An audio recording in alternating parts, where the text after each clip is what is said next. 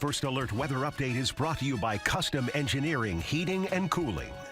Good Monday evening, Mid-Michigan. A far cry from our temperatures early last week. Gone are the 50s, and it's back to the 30s. And then tonight, we drop down into the 20s for overnight lows. We'll be back up into the 40s tomorrow as winds briefly turn back to a southwesterly direction. But we are not going to stay in this territory long.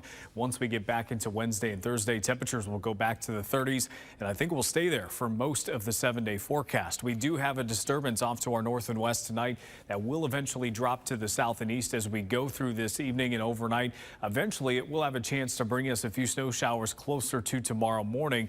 Those are most likely east of I-75, some of our northeastern areas north of the Saginaw Bay, and also our thumb communities. We do expect the chances to be a bit higher there. Areas to the west, your chance not exactly zero, but just a little bit lower than areas to the east.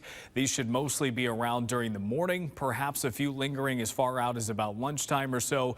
They should move on pretty quickly after that. Some of our northwesterly areas like Roscommon, Ogama, and Iosco County, as well as Alcona County, may see at least a few snow showers tomorrow afternoon, but I think for the most part it's isolated to those areas. But then eventually the winds tomorrow night return to a northwesterly direction.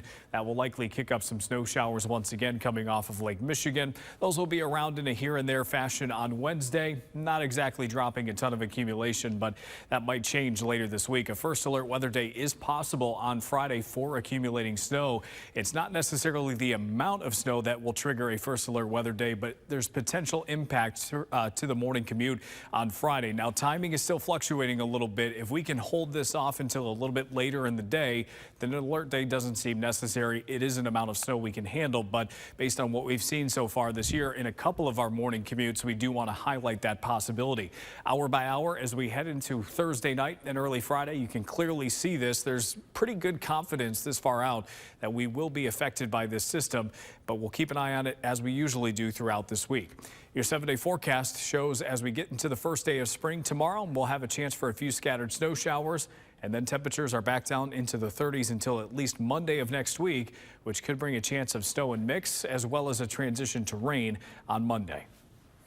Stay with WNEM TV5 on air, on the go, and online for more news and weather updates.